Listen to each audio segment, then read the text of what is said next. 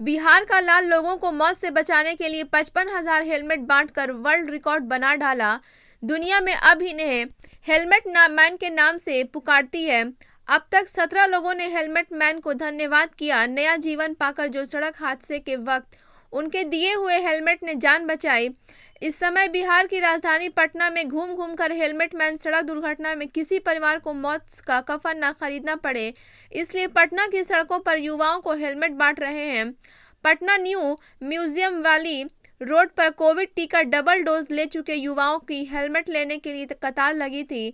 Helmet man Raghavendra Kumar ने 18 वर्ष की उम्र सभी युवाओं को आमंत्रित कर उन्हें हेलमेट प्रदान किया और ट्रैफिक वॉलंटियर बनाकर सड़क दुर्घटना के खिलाफ एक दूसरे को जागरूक करने का शपथ लिया और कहा, आप सभी युवाओं को सड़क दुर्घटना के खिलाफ भारत के लिए लड़ना है। मीडिया से बात करते हुए हेलमेट मैन ने कहा, मेरा देश सड़क हादसों की वजह से मौत के आंकड़ों में विश्व में सबसे ज्यादा है और मैं शपथ ले चुका हूं कि इन हादसों को रोकने के लिए आखिरी सांस तक लड़ता रहूंगा। सड़क दुर्घटना के खिलाफ लड़ते लड़ते अपनी नौकरी छोड़कर घर और गांव की जमीन, बीवी के गहने बेचकर लोगों तक हेलमेट पहुंचा रहा हूं। आज भी मैं बैंक के 13 लाख के कर्ज में हूं, फिर भी कार्य करने का जुनून मेरा कम नहीं हुआ है। भारत में सड़क दुर्घटना में बहुत बड़ी आर्थिक नुकसान होता है, जो लगभग 1% जीडीपी का हिस्सा सड़क हादसों की वजह से नुकसान होता है।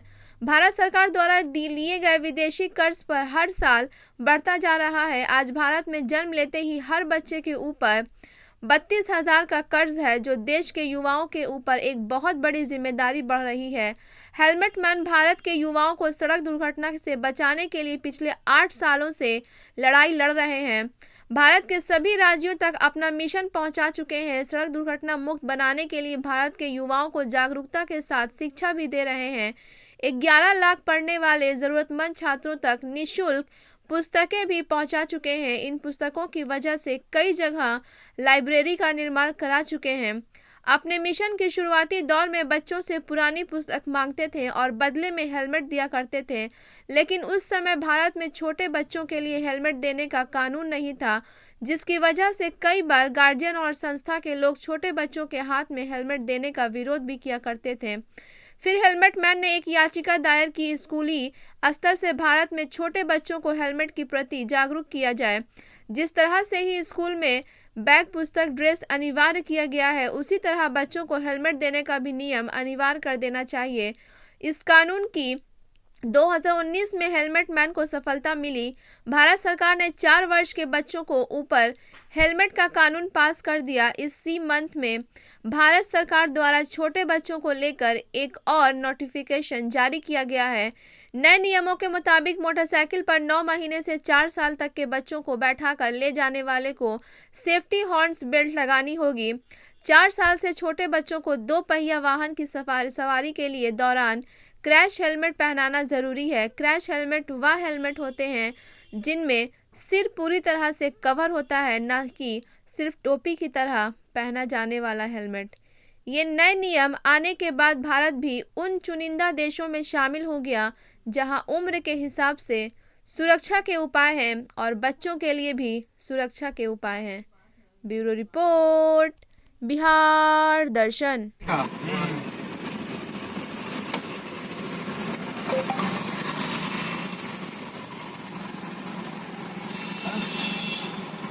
ये काहे बिना हेलमेट जा रहे हैं? ये हेलमेट लगा लीजिए। अरे भैया थोड़ा सब्जी लेना था, वहीं बगल में आए हुए थे। सब्जी लेने का तो आप दोनों लोग बिना हेलमेट के जा रहे हैं?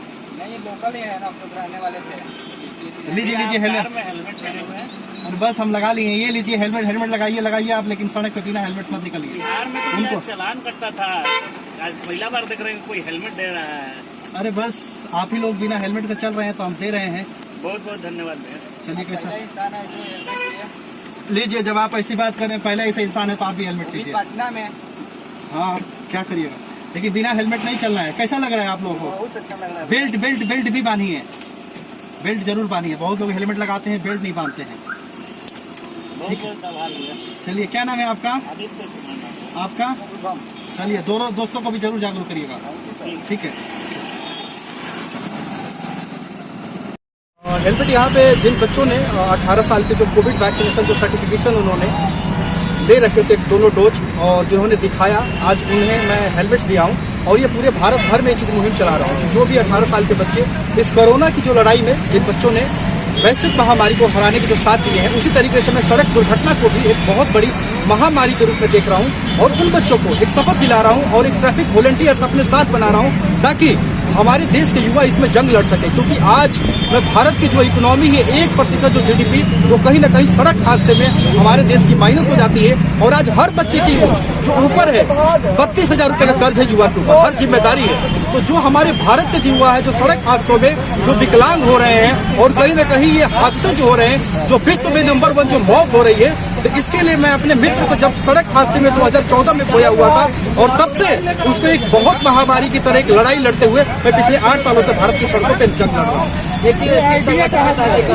देखिए ये मिशन मेरा है और मैंने सड़कों पे अपना मित्र खोया हुआ है और एक मित्र खोने के बाद आज भारत से लाखों ऐसे मित्र को मैं पाने के लिए सड़कों पे हेलमेट बांट रहा हूँ। इस कार्य के लिए मैं नौकरी छोड़ करके ग्रेटर नोएडा शहर में अपना घर भी बेच चुका हूँ, जमीनें भी हमने गांव की सेल कर दी है।